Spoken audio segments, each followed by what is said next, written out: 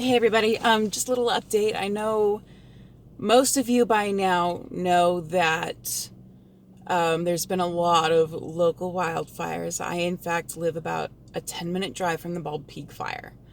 Just letting you all know I'm safe, but I'm uploading this in particular because I have got a wild story for you. So sit your ass down, grab the popcorn, and let's get started. So Monday night, I had a shift from 9:30 p.m. to 1:30 a.m. Normal thing that happens every Monday for me. Not great hours, but I like the people. They're nice. So, this is in the middle of they're calling it a rare windstorm. I'm going to amend that by saying it's rare for the time of the year. We get windstorms every March with these kinds of winds, so we're used to it for March. Not for the middle of September. So what happened this particular night is I'm going up a back road, and I'm not going to list too many of the road names just for security's sake, but I'll list a few of them. I'm going up a back road. There's debris everywhere, as to be expected from a windstorm, and I'm creeping through this because I've already got some underbrush stuck in the undercarriage of my car. I've had to pull it out and dislodge it. I come up to what looks like either a very large branch or a small tree blocking the road. And this motherfucker's heavy. I could not lift it myself. I had to drag it off to the side of the road just to get through there quickly. Meanwhile, I'm trying not to piss myself out of fear because the trees around me, they're very close to the road. They're like right on the edge of the road. This is a back road and it's full of trees, and these trees are creaking and cracking and groaning, and I'm scared shitless. Pardon me. So I make my turn off of that road, and I think I'm home free because this next road is more open. There's fewer trees and they're further away from the road. I should be fine, right? Right? About half a mile from my destination, I find two smaller trees blocking the road. Fortunately, these small trees were much lighter, so one of them I was able to just pick it up and chuck it to the side of the road, Wonder Woman style. The other one was more awkward than heavy, and I didn't want to injure myself, so I just kind of drug it off to the side of the road. Again, not a big deal once it was all said and done with. The trees there were much quieter, so I'm like, okay, whatever, let's just get this out of the way. I get to work, things are going good. The lights go out like 3 times, I think, and they come back on. A little disconcerting, but no big deal. Until I'm standing up on a step stool / short ladder trying to hang up some curtains that have been washed and pressed, and the lights go out and they don't come back on. Shit. I had to use my cell phone as a flashlight to find other flashlights, and I will let you ponder the irony of that for a minute. Go ahead. Ponder away. There you go. So I got my client positioned for the night because I was not able to get him into bed because of the power being out. After that, there was literally nothing I could do anywhere because no power. So with permission, I leave home early, all the while thinking, there's no way I'm taking that road back home. I don't want a tree to fall on me. So I figure, you know what, on the way home, I'll use a different route. So I take Ladd Hill. I take Ladd Hill up to Pleasant Hill Road, and then from Pleasant Hill Road to Baker. And I find out on Baker, the road is closed due to a fire. My choices are back up to Ladd Hill or take Morgan Road out to Wilsonville. I don't want to go clear up to Wilsonville just to get back home. So I decide, hey, I'll take Ladd Hill. The police officer that was there, by the way, blocking the road because of the fire, is like, nope, Ladd Hill's also closed due to fire. Fuck. My only other option is that I know of anyway, is that same road I came up on.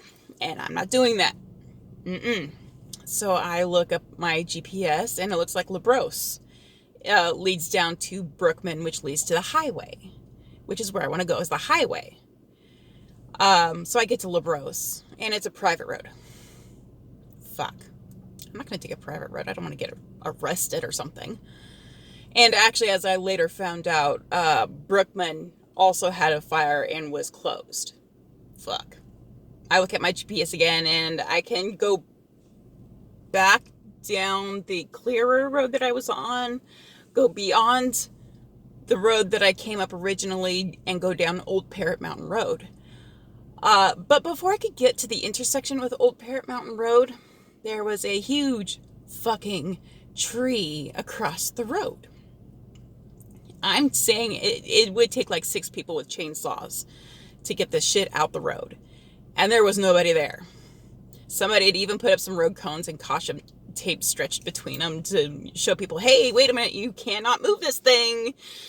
Go someplace else. Literally, my only other option was to take the road that I'd come up originally that I did not want to take. Because creaky, groaning, cracking trees on the sides of the road, scaring the fuck out of me that they're going to break and fall on top of me. And that's my only road home. Literally, I checked them out. There were 0 other roads that were open.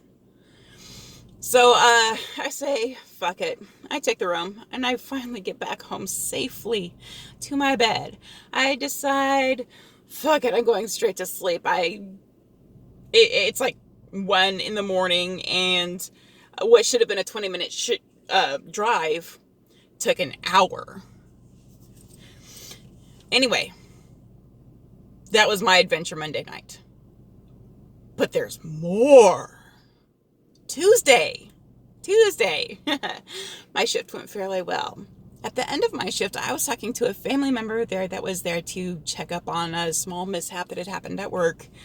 And we happened to look out to the west and saw a glow and just kind of assumed it was city lights reflecting off the smoke in the sky, because there had been smoke all of Monday and Tuesday night that had blown away, and then half of Tuesday it had gotten smoky again. So we thought it was city lights reflecting off of the smoke in the sky. When I got home, some of my neighbors were congregated talking, and I figured, oh hey, I'll be social. I'll go see what's up. Hey guys. And I find out that some of them had gotten a text message for evacuation orders. Turns out Bald Peak is on fire. Now, not everybody got a text message or even any kind of warning. I certainly did not, and I thought that was due to poor cell reception, which I've been struggling with all day long since part of the day, since 4 o'clock in the afternoon. So I have to go wake my brother up and tell him we got to pack our shit and get ready to go just in case, because we just might be evacuated. Fuck. Of course, we were not evacuated that night. We spent most of the night just checking out Facebook, checking out news sites, seeing where we are evacuation-wise. Pardon me. We still have not been evacuated from our area, which I'm grateful for. But that whole night was scary as fuck, not knowing whether or not we were going to be evacuated.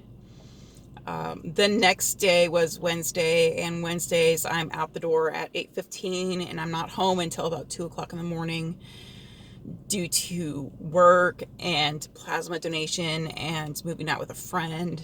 So I had to leave my cat with some friends just in case we were to get an evacuation order while I'm at work, because if we get an evac order and I'm at work, I can't leave until somebody comes to replace me, and that could take upwards of an hour to do, because it's difficult to find somebody who's going to drop their shit and go to a shift right now and get there in any amount of time. So I thought it was better to leave my buddy with some friends that I know and I trust. They have cats of their own, and I know they'll treat him well. In fact, they've watched him for me while I've been gone for a weekend or whatever, and they just love him, and he loves them, and he loves everybody. So yeah, that was my Wednesday. I'm not going to update about the last couple of days fire-wise, except to say that Wednesday, getting to my shift in another town, like it was dark as night when I got to work Wednesday, and blood red with it, and it stayed that way until like 1 o'clock in the afternoon, where it was more of a blood red orange. Today, looking out right now, it's campfire scented fog. At least it's not sepia. The last 2 days has been sepia tone, and I'm 300% done with that. So anyway, that's my update. Just to let you know, I'm safe. I still have all my shit packed in my car. Well, most of it. My cat's at home. He should be okay. My rose bush is at home. But I still have all my stuff packed in my car just in case. And I've got an evacuation plan set in place just in case. And I just wanted to tell you what an adventure it was Monday night, because oh my God. Anyway, stay safe, everybody, and wash your hands, please.